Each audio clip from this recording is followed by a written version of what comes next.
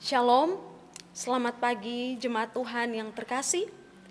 Pada hari ini kita akan membaca dan merenungkan firman Tuhan yang terambil dari kitab Yeremia pasal 29 ayat 1 hingga ayatnya yang ke-7. Yeremia pasal 29 ayat 1 hingga ayatnya yang ke-7. Sebelum kita membaca dan merenungkan firman Tuhan pada hari ini, mari kita menghadap Tuhan di dalam doa. Kita berdoa. Tuhan Allah Bapa kami dalam kerajaan surga, Bapa yang kami sembah dan kami puji lewat anak-Mu Yesus Kristus. Terima kasih Tuhan atas bimbingan dan kasih-Mu Tuhan. Kau telah menjaga kami hingga pada saat ini Bapa. Terima kasih Bapa di surga, sebentar lagi kami akan membaca dan merenungkan firman-Mu. Namun sebelum itu kami mohon penyertaan-Mu Tuhan.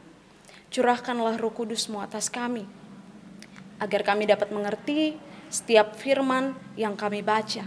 Dan tidak hanya itu saja Tuhan, dapat kami lakukan dalam kehidupan kami hari lepas hari. Berfirmanlah bagi kami Tuhan, karena kami anak-anak-Mu telah siap untuk mendengarkan. Dalam nama Tuhan Yesus kami telah berdoa kepada Bapa di surga. Amin. Yeremia pasal 29 ayat 1 hingga ayatnya yang ke-7. Di bawah perikop surat kiriman kepada orang-orang buangan di Babel. Beginilah bunyi surat yang dikirim oleh Nabi Yeremia dari Yerusalem kepada tua-tua di antara orang buangan, kepada imam-imam, kepada nabi-nabi, dan kepada seluruh rakyat yang telah diangkat ke dalam pembuangan oleh Nebukadnezar dari Yerusalem ke Babel. Itu terjadi sesudah Raja Yekonya beserta ibu suri, pegawai-pegawai istana, pemuka-pemuka Yehuda dan Yerusalem, tukang dan pandai besi telah keluar dari Yerusalem. Surat itu dikirim dengan perantaraan Elasa bin Safan dan Gemaria bin Hilkia yang diutus oleh Zedekia, Raja Yehuda ke Babel kepada Nebukadnezar, Raja Babel. Bunyinya, beginilah firman Tuhan semesta alam, Allah Israel, kepada semua orang buangan yang diangkut ke dalam pembuangan dari Yerusalem ke Babel. Dirikanlah rumah untuk kamu diami, buatlah kebun untuk kamu nikmati hasilnya. Ambillah istri untuk memperanakkan anak laki-laki dan perempuan. Ambilkanlah istri bagi anakmu laki-laki, dan carikanlah suami bagi anakmu perempuan, supaya mereka melahirkan anak laki-laki dan perempuan, agar di sana kamu bertambah banyak dan jangan berkurang. Usahakanlah kesejahteraan kota kemana kamu aku buang, dan berdoalah untuk kota itu kepada Tuhan, sebab kesejahteraannya adalah kesejahteraanmu. Demikianlah firman Tuhan. Yang berbahagia ialah mereka yang tidak hanya mendengarkan, tetapi juga merenungkannya dan melakukannya dalam kehidupan sehari-hari. Haleluya. Bapak, mama, saudara-saudari sekalian yang dikasihi oleh Tuhan, Shalom. Puji syukur sudah sekitar 8 hari kita ada dalam bulan Agustus ini, bulan yang baru. Tuhan sungguh sangat baik, masih mengizinkan kita untuk ada hingga saat ini. Bulan Agustus, Bapak, Mama, saudara-saudari sekalian, adalah bulan yang penuh makna, bulan yang istimewa bagi bangsa kita, bangsa Indonesia, karena pada bulan ini, tepatnya pada tanggal 17 nanti, kita akan merayakan hari ulang tahun bangsa kita yang ke-76. Nah, biasanya untuk memeriahkan HUT Indonesia, banyak sekali perayaan-perayaan atau lomba-lomba yang dibuat. Tapi sepertinya kemeriahan yang kita inginkan, yang kita impikan itu pada tahun ini tidak bisa terwujud, tidak mungkin terjadi ya. Karena seperti yang kita ketahui, negara kita saat ini masih bergumul, masih dalam kondisi yang tidak baik. Virus corona saat ini masih merajalela. Karenanya kita diharuskan untuk mengikuti PPKM sejak tanggal 5 Juli yang lalu hingga saat ini. kita harus tetap waspada karena virus ini bagaikan mimpi buruk. Ya Bapak Mama Saudara-saudari sekalian, banyak orang yang terpapar, banyak orang yang meninggal. Ada banyak masyarakat yang kemudian kehilangan pekerjaannya dan menyebabkan kondisi ekonominya memburuk. Ini merupakan sebagian dari penderitaan dan ketidaksejahteraan yang dialami karena virus ini. Namun Bapak Mama Saudara-saudari sekalian, hal ini justru membuat kita dituntut untuk memaknai penderitaan itu sendiri. Mengapa dan apa yang harus kita lakukan dalam kondisi kita saat ini? Apa yang harus kita lakukan untuk kembali mensejahterakan bangsa kita ini? Kita patut renungkan hal ini di awal karena memang cukup berkaitan dengan pembacaan kita dan tema kita pada hari ini, yakni panggilan iman untuk mensejahterakan bangsa. Jemaat Tuhan yang terkasih, agaknya kondisi kita saat ini mirip dengan kondisi bangsa Israel saat itu, yakni sama-sama berada dalam penderitaan. Cuman bedanya kalau kita menderita karena virus corona, sedangkan bangsa Israel saat itu menderita karena mereka berada dalam pembuangan. Selain itu, negara mereka juga telah dihancurkan. Negeri mereka telah dihancurkan. Tentunya kondisi mereka saat itu jauh lebih terpuruk dan lebih menderita. Nah, Bapak Mama Saudara-saudari sekalian yang dikasihi dan mengasihi Tuhan, teks ini sendiri merupakan surat Yeremia kepada masyarakat di pembuangan, masyarakat bangsa Israel ya, di pembuangan untuk tetap hidup dan berkembang di Babel. Dapat kita lihat dalam ayat 5 hingga ayatnya yang ke-7. Di situ ada semacam suruhan untuk tetap bertahan di sana. Mengapa?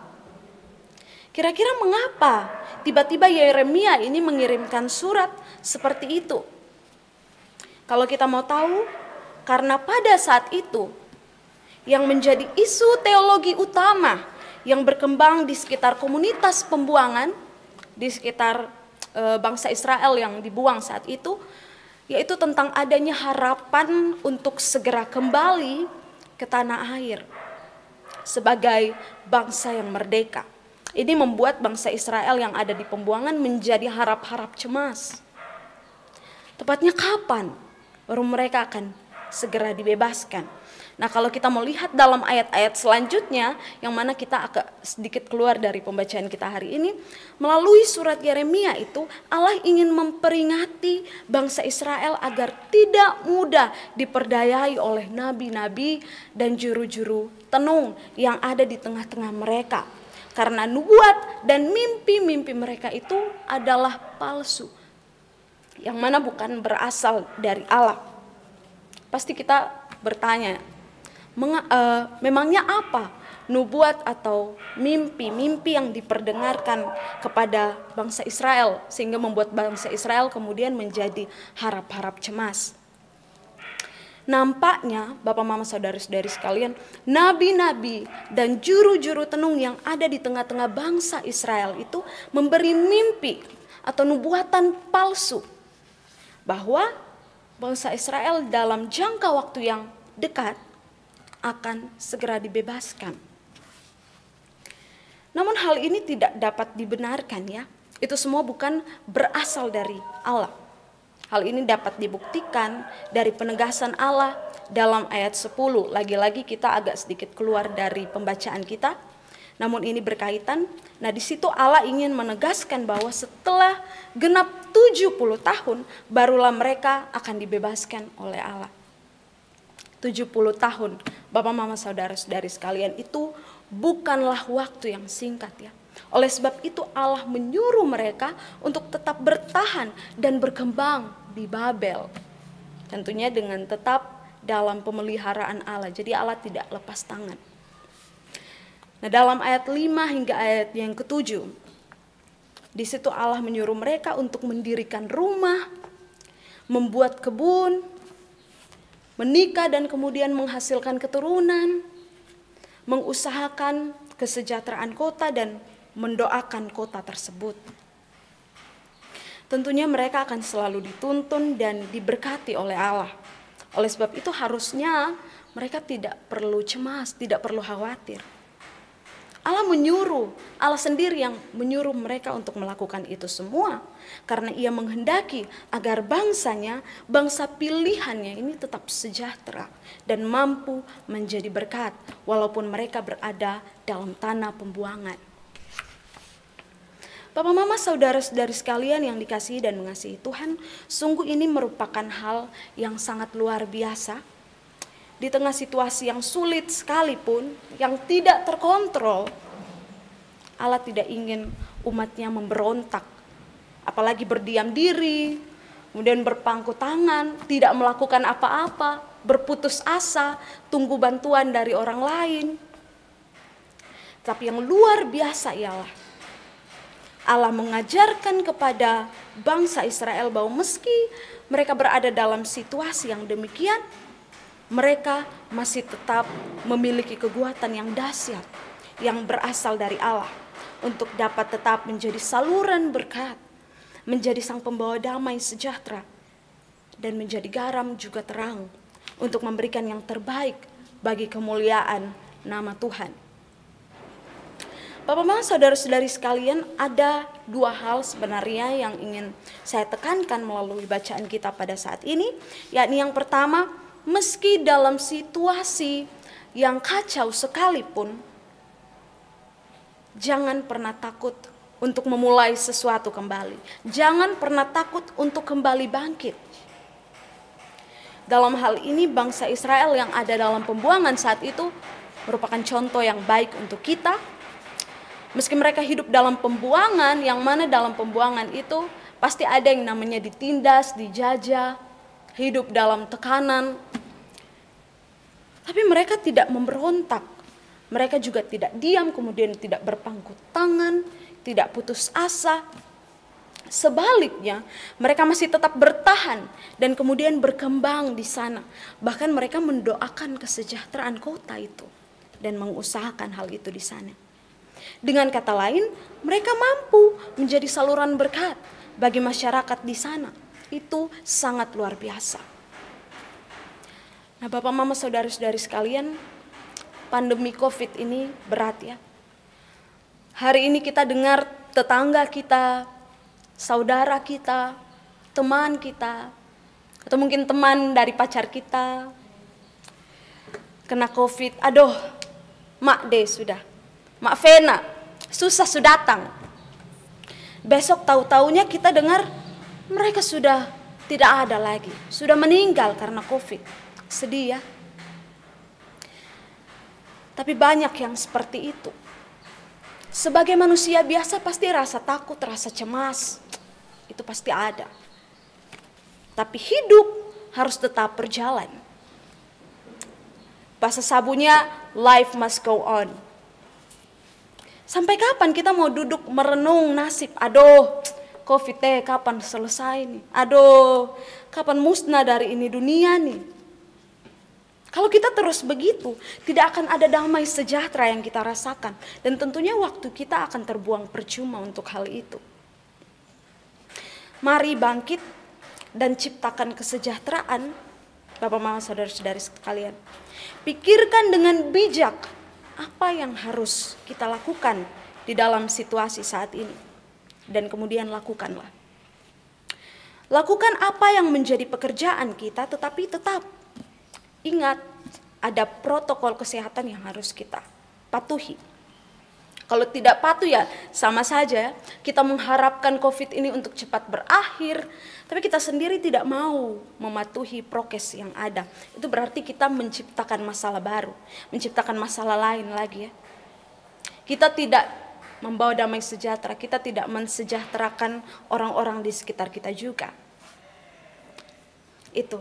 Melakukan apapun pekerjaan tapi harus tetap mematuhi prokes yang ada. Sesekali mungkin kita stres ya karena pekerjaan atau mungkin pikiran dengan COVID, tapi kita harus tahu cara yang tepat untuk refreshing, cara yang tepat untuk menciptakan damai sejahtera dalam hati dan pikiran kita. Karena sejatinya kesejahteraan itu bukan sesuatu yang harus kita tunggu momennya, tapi kesejahteraan itu diciptakan sendiri oleh kita, Bapak Mama, saudara-saudari sekalian. Kedua, sesulit apapun tantangan dalam kehidupan kita, kita harus tetap menghadapinya dengan terus mengandalkan Tuhan. Bapak Mama, saudara-saudari sekalian, kita sepakat bahwa COVID-19 ini yang masih merajalela saat ini sungguh sangat menyengsarakan kita. Banyak yang terpapar, banyak yang meninggal, kegiatan-kegiatan dibatasi, kita tidak bisa cium sabu ya. Namun sebagai orang beriman, jangan lupa bahwa kita punya Tuhan ya, yang lebih berkuasa daripada apapun yang ada di muka bumi ini, yang kekuatannya sangat dahsyat. Hanya Dia yang mampu memberi kekuatan dan menolong kita.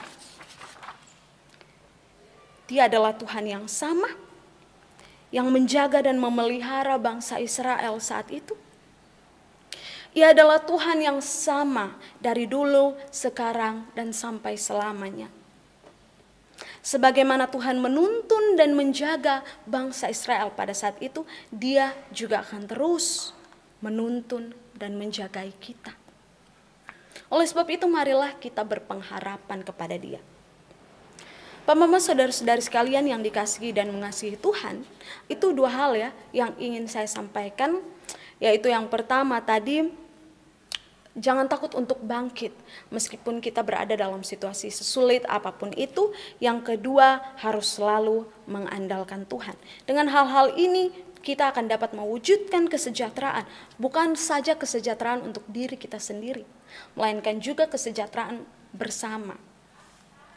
Mari kita menjadi sama seperti bangsa Israel, yang ketika dalam situasi yang berat, mereka masih tetap dapat mewujudkan kesejahteraan mereka dan bahkan dapat tetap menjadi saluran berkat dengan turut mendoakan tanah tempat pembuangan mereka. Sama seperti bangsa Israel, kita telah dipilih oleh Allah menjadi umat pilihannya. Oleh sebab itu, Bapak Mama, saudara-saudari sekalian, marilah kita juga mendoakan kesejahteraan kita bersama, mewujudkan atau mengusahakan juga kesejahteraan itu. Dan bersiaplah untuk menjalani kehidupan bersama yang indah, tentram, dan tentunya diberkati secara luar biasa oleh Tuhan. Meski saat ini kita berada dalam kondisi yang kurang baik. Selamat menyongsong HUT bangsa dan negara kita tercinta, Indonesia. Kiranya Tuhan senantiasa memberkati kita semua. Amin. Mari kita menghadap Tuhan dalam doa. Kita berdoa. Tuhan Allah Bapa kami dalam kerajaan surga, Bapa yang kami sembah dan kami puji lewat anak-Mu Yesus Kristus. Terima kasih untuk firman-Mu yang telah melawat kami pada hari ini. Sebagai manusia biasa, kami sering diperhadapkan dengan tantangan dan masalah dalam kehidupan kami. Baik itu masalah pribadi, masalah dengan sesama kita, maupun masalah yang berkaitan dengan COVID-19 ini. Membuat kita lelah, membuat kita sedih, membuat kita capek, membuat kita muak. Dan bahkan seringkali kami mengeluh padamu Tuhan. Namun firman-Mu pada hari ini begitu luar biasa, telah mengajarkan kami banyak hal. Firman-Mu mengajarkan kami untuk tetap bangkit, tetap bertahan dalam kondisi apapun, sesulit apapun itu. Firman-Mu mengajarkan kami untuk tetap mengandalkan Tuhan dalam setiap aspek, dalam setiap langkah kehidupan kami. Mengajarkan kami juga untuk tetap dapat menjadi saluran berkat dan pembawa damai sejahtera dimanapun kami berada. Kami tahu Tuhan, kami punya keterbatasan, kami tidak mampu melakukan itu seorang diri. Oleh sebab itu Tuhan, kami mohon penyertaan-Mu bersama dengan kami, Bapa, berjalan dengan kami, memampukan kami untuk melakukan itu semua, karena kami yakin dan percaya Kami punya Tuhan yang luar biasa, yang dahsyat, yang ada ajaib, yang mampu menjadi penolong bagi kami. Terima kasih banyak Tuhan. Ampuni setiap dosa dan salah kami, dengar dan sambut doa kami. Dalam nama Tuhan Yesus, firman yang hidup itu, kami telah datang dan berdoa kepada Bapa di surga.